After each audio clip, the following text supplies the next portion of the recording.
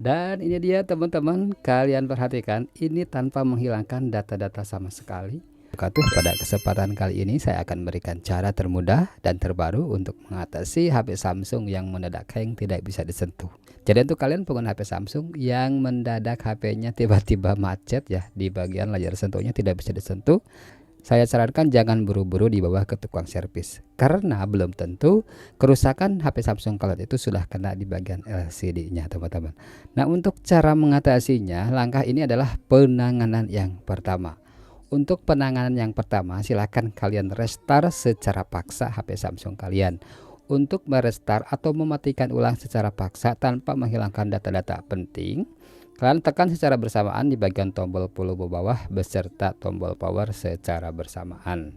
Langsung saja kita ke praktek. Siapkan dulu, paskan dulu untuk tombolnya. Kalian perhatikan 1, 2, 3 kita tekan.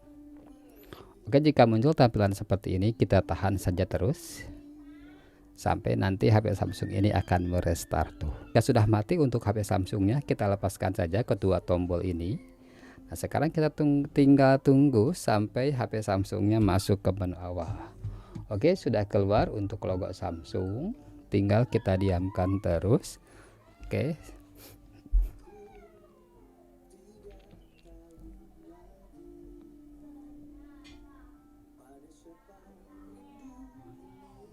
Oke, di sini sudah hilang untuk logo Samsung yang besar tadi. Sekarang sudah muncul di bagian logo Samsung yang kecil ini, teman-teman.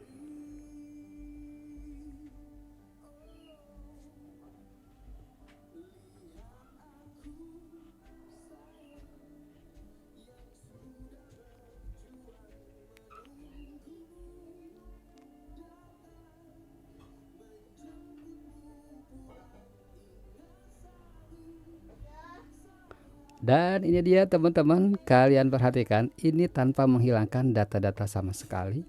HP Samsungnya sudah kembali dan sudah ke tampilan awal seperti ini. Ini data-data dipastikan aman teman-teman.